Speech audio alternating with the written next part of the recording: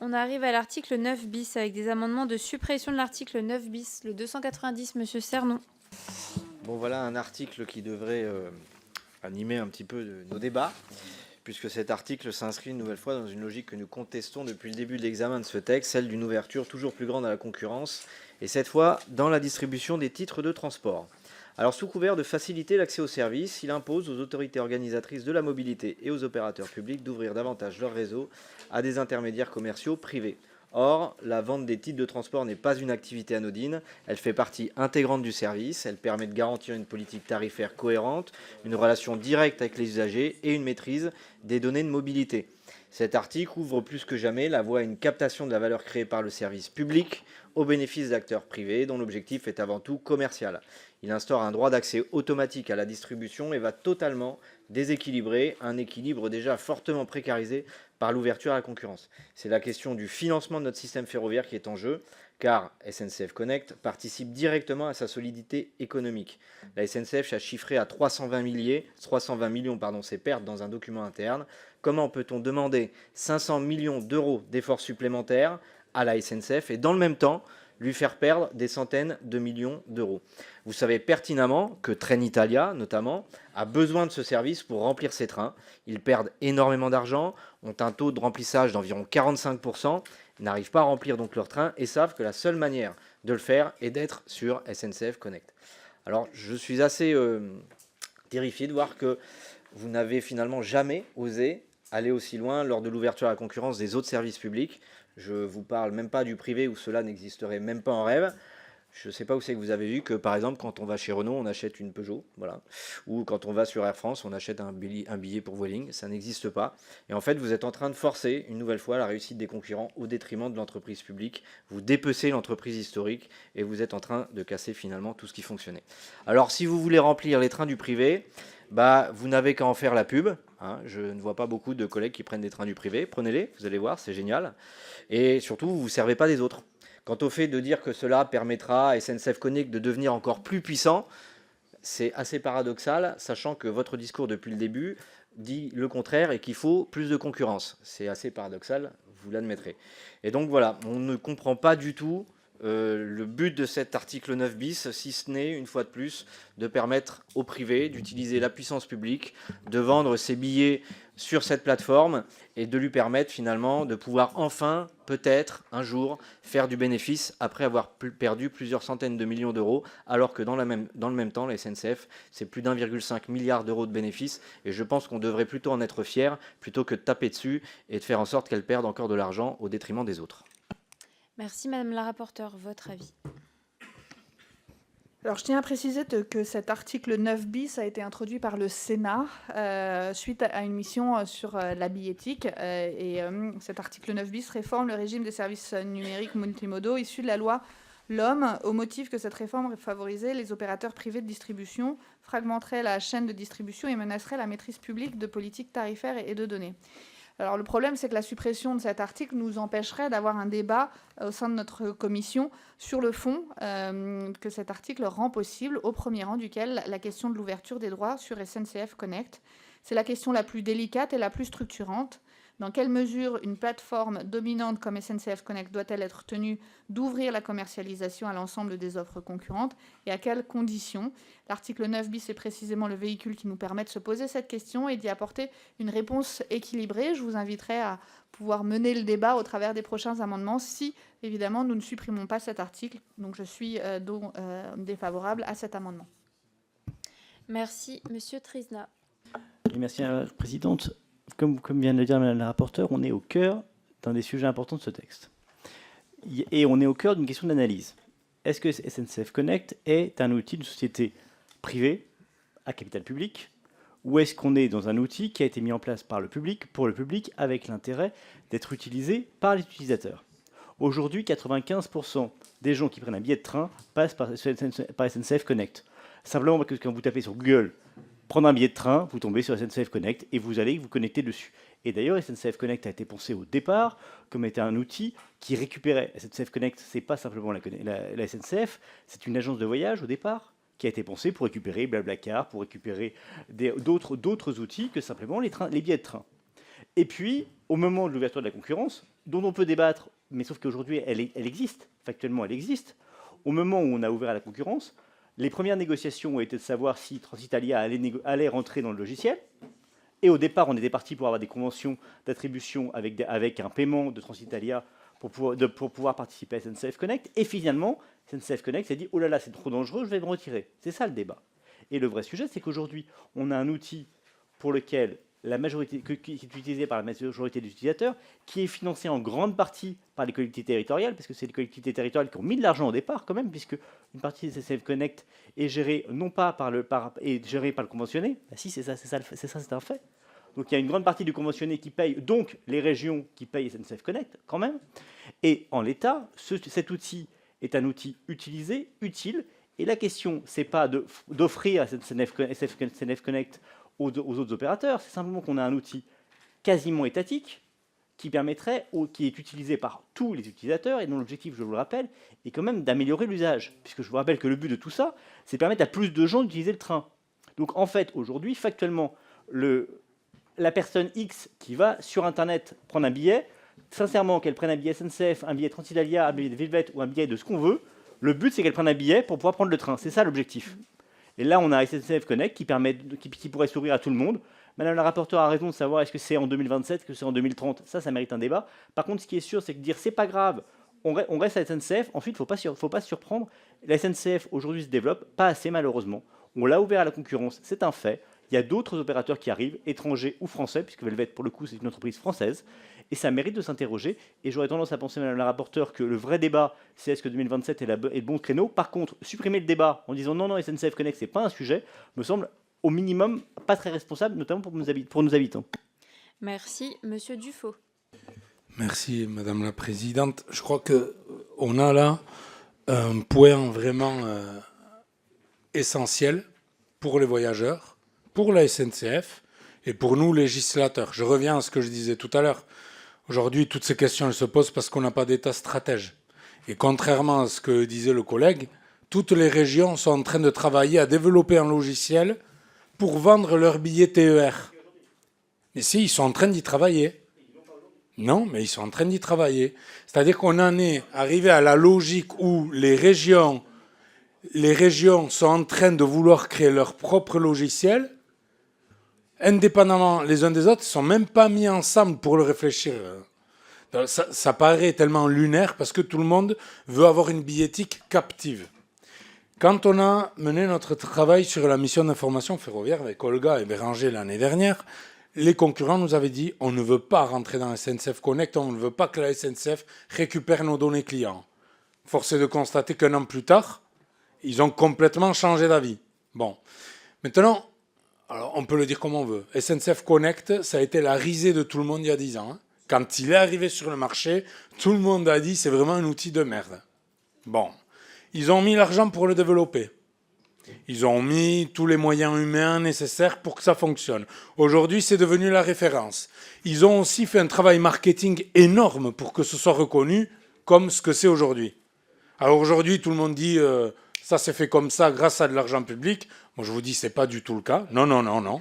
Ben non, parce que aujourd'hui, c'est pas de l'argent public. L'argent gagné par la SNCF, il est gagné par les cheminots et il est reversé à l'État. Donc, c'est pas de l'argent public. Je suis désolé. Et on peut en discuter aussi longtemps qu'on veut. Ça, je sais de quoi je parle à peu près, parce que j'en fais partie. Mais maintenant, la question, elle n'est pas là. La question, c'est quelle est la meilleure solution ? Moi, j'entends quand la SNCF dit qu'on ne peut pas les déposséder de l'outil qu'ils ont construit eux, qu'ils ont marketé eux, pour permettre de vendre tous les concurrents. Je précise qu'en Italie, Trenitalia, qui est l'opérateur historique, refuse de vendre les billets de la SNCF. Hein. Donc, c'est bien de se le rappeler aussi. Parce que...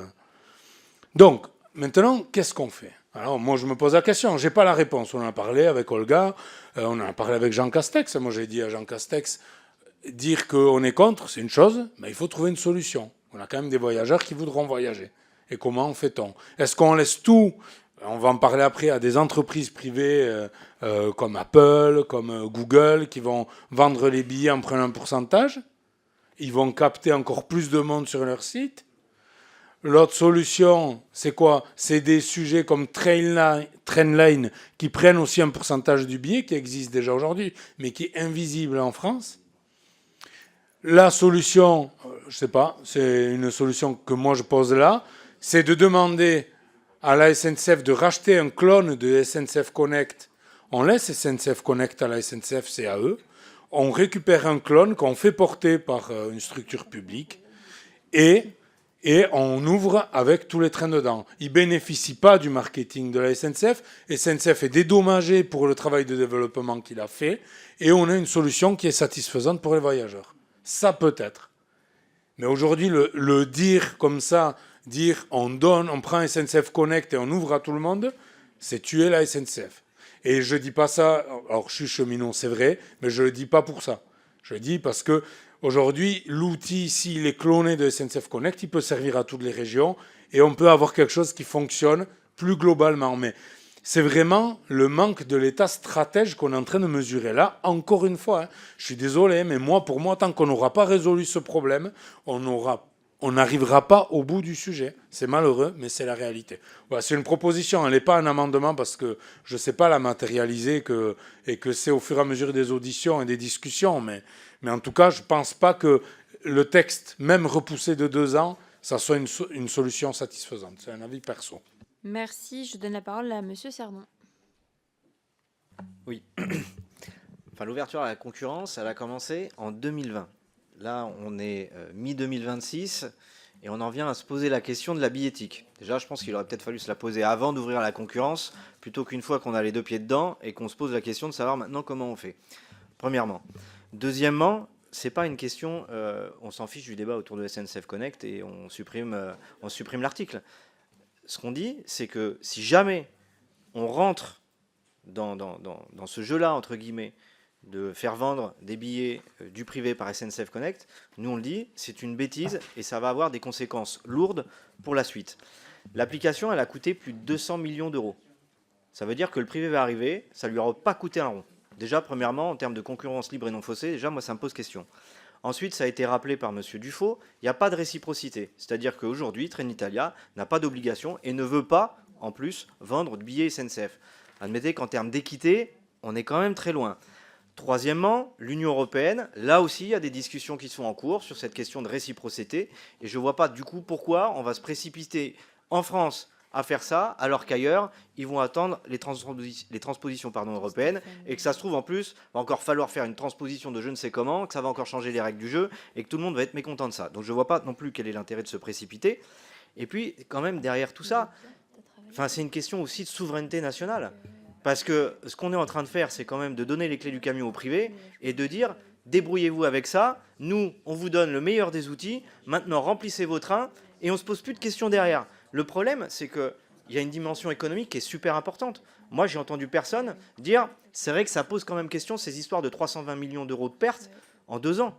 Moi, j'aimerais bien que vous me disiez comment la SNCF, elle doit faire 2 milliards de bénéfices et dans le même temps perdre les 2 premières années. Forcément, ça va s'accélérer au fur et à mesure que les entreprises privées vont se développer et vont squatter la plateforme SNCF Connect, va réussir à faire ces 2 milliards de bénéfices sans se mettre dans le rouge, sans augmenter ses prix, sans fermer les petites lignes, sans fermer les gares intermédiaires. C'est impossible. C'est tout bonnement impossible. L'équation mathématique n'est pas possible. Et quant au privé, Velvet notamment, qui a fait un lobbying extraordinaire auprès des députés sur le fait que pour eux c'était essentiel de vendre des billets, c'est les mêmes qui vous expliquent qu'il ne faut surtout pas changer les règles du jeu, notamment sur le SLO, et surtout pas bouger le prix des péages. Donc vous voyez, c'est toujours, je prends, mais ce qui m'intéresse. Donc voilà, moi je le dis avant tout, c'est une question de ne pas perdre de vue les 2 milliards qu'on demande à la SNCF. On ne pourra pas les faire, et si la SNCF ne les fait pas, vous savez pertinemment que c'est tout le réseau ferré qui va en payer les pots cassés. Le privé n'est pas là juste pour faire joli ou pour combler les trous. Il est là pour faire du bénéfice. Merci, Monsieur Trisna. Oui, quelques remarques au regard de ce qu'on a entendu. D'abord, j'avoue que je suis assez impressionné d'entendre les filles dire qu'il faut défendre la souveraineté nationale, mais bon, comme quoi tout arrive. Mais plus sérieusement, c'est ce que vous venez de dire à l'instant. C'est ce que vous venez de dire à l'instant. J'avoue que je suis un peu étonné, mais tant mieux. Mais sauf qu'en l'état, vous pouvez dans le même propos dire ça et dire que Velvet, on s'en fiche. Velvet, c'est une société dont sincèrement j'ai appris l'existence la semaine dernière, donc j'ai pas d'intérêt relatif pour la société. Mais c'est une société qui a quand même levé 1 milliard. Société française qui a quand même levé 1 milliard pour participer justement, et pour pouvoir lancer des lignes en Île-de-France, des lignes en France. Donc c'est quand même un peu inintéressant, c'est quand même un peu surprenant de ne pas se poser la question et de se dire que, alors vous avez raison, si on ne parlait que d'opérateurs espagnols, d'opérateurs italiens, on pourrait se penser qu'il faut une réciprocité. Quand on a un opérateur français qui en l'état est un opérateur français qui a levé 1 milliard, ça mérite quand même de se poser la question. Et puis j'ai entendu tout à l'heure la remarque sur la SNCF qui est rentable. Enfin, la SNCF, j'ai regardé les chiffres. C'est vrai qu'entre 2020 et 2022, SNCF Réseau, alors vous avez raison, c'est pas exactement le même. SNCF Réseau a été abondé à 35 milliards par l'État. Donc dire que c'est bénéficiaire, oui, il y avait un retard et c'est normal. C'est parfaitement normal. Et c'était bien que l'État le fasse.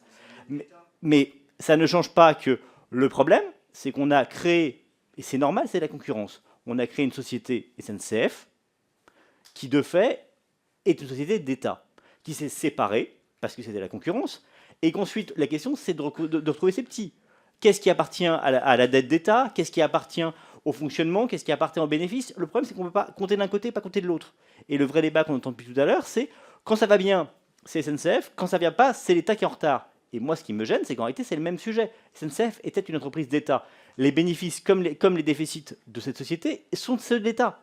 Donc le problème, c'est que, et on en revient, Madame la rapporteure, à ce qu'on s'est dit un peu tout à l'heure, je regrette juste qu'on ait mal réparti les données au départ. On a eu le problème pour les régions, on en parlait il y a quelques amendements, et on a le même débat sur tous. En réalité, on a une mauvaise répartition au départ qu'on retrouve aujourd'hui. Par contre, ce qui est sûr aujourd'hui, c'est qu'on a une concurrence. Encore une fois, on peut refuser le principe, mais comme vous l'avez très bien dit, la concurrence est ouverte depuis 2020. Aujourd'hui, la question, c'est comment on fait pour permettre, parce que c'est mon seul intérêt est celui-là, comment on permet à des utilisateurs de prendre plus le train. Et le vrai débat, c'est comment on trouve un outil pour qu'il y ait plus de gens qui prennent le train. Et je vous disais tout à l'heure qu'un train à 220 ou 240 euros pour faire Paris-Bordeaux, si on a d'autres opérateurs qui permettent au final de baisser le prix, c'est intéressant, non pas pour nous, mais intéressant pour nos habitants, pour qu'ils puissent, eux, profiter des transports et des transports décarbonés. Merci. Est-ce que tous les demandes de prise de parole, Monsieur Dufaux?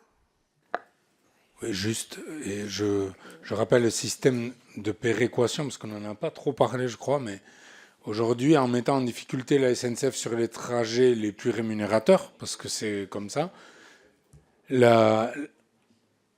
ce qui se passe, hein, sur Lyon-Bordeaux, par exemple, Trenitalia et la SNCF gagnent pas mal d'argent, et les concurrents ne viendront que sur ces tronçons-là. Or, nous, on est des députés de tous les territoires ici, et la SNCF, elle assure aussi des dessertes TGV sur des territoires qui ne sont pas forcément rentables. Et elle le fait parce qu'elle gagne de l'argent ailleurs. Si le concurrent vient gratter des parts de marché uniquement là où il y a de l'argent à gagner, qu'est-ce qu'on fait après? Eh oui, non, mais c'est ça le nœud du problème. Voilà. Et moi, je rejoins le collègue Béranger là-dessus. C'est que moi, on les a tous auditionnés, donc aucun souci là-dessus. Ils nous disent, si on fait de la desserte du territoire, on est OK pour que vous baissiez les sillons, donc les péages ferroviaires. Par contre, ne changez pas les règles vers le haut. C'est-à-dire qu'on est prêt à payer moins, mais si jamais on ne fait pas de dessert du territoire et qu'on ne fait que du Lyon-Paris pour prendre l'extrême de ce qui est rentable, par contre, nous, on aurait tendance à dire, peut-être qu'il faut augmenter ces sillons-là de manière à ce qu'il y ait une péréquation de nouveau, comme la SNCF le fait toute seule aujourd'hui. Sauf qu'eux ne le feront pas, ils ne le voudront pas, et du coup, on va arriver vers un déclin petit à petit, et moi je peux parler assez tranquillement. La SNCF ne donne pas ces chiffres pour ne pas se faire attaquer, mais un tronçon comme Dax-Lourdes, Tarbes, aujourd'hui, si jamais ça continue comme ça, il fermera. Et celui-là et des dizaines de tronçons où aujourd'hui il y a des TGV vont fermer parce que les trains ne sont pas remplis et que le sillon coûte cher. Et donc, si on facilite trop le privé, le but n'est pas d'enrayer le privé, mais le but, c'est de ne pas donner les outils de la SNCF au privé pour qu'il gagne sur le savoir-faire de la SNCF. C'est dans ce sens-là. Moi, c'est ça de ça dont je veux être le garant, en tout cas. Voilà. Merci, Madame Cogia. Merci Madame la Présidente. Il me semble qu'avec le paquet européen qui est en discussion, la question ne se pose pas. Cet objectif devra être atteint. La SNCF devra à un moment ou à un autre distribuer les billets d'opérateurs concurrents. La question est plus celle de quand, du timing. On y reviendra dans la discussion des amendements qui suivront. Mon groupe soutiendra plutôt l'idée de s'aligner sur ce calendrier pour ne pas mettre la SNCF dans une situation de concurrence déloyale par rapport à ces grands concurrents opérateurs historiques européens. On peut comprendre que nos opérateurs nationaux émergents soient inquiets d'un calendrier qui imposerait cette intégration de leurs billets sur la plateforme SNCF Connect plus tard. On comprend que ça les préoccupe, mais il faut laisser le temps à la SNCF de s'adapter. Il faut nous laisser le temps de bien connaître les modalités qui vont être exigées au niveau européen. Sinon, on pourrait se retrouver dans une situation où la SNCF Connect met en place une manière d'intégrer les offres des concurrents qui n'est pas celle qui va être retenue au niveau européen, ce qui coûterait, ce qui impliquerait d'investir 2 fois dans une transformation assez importante. Voilà, donc sur cet amendement, on sera contre, mais on en reparlera dans les amendements qui suivront. Bien, je vais mettre aux voix le 290, avis défavorable de la rapporteure. Qui est pour? Qui est contre? Il est rejeté.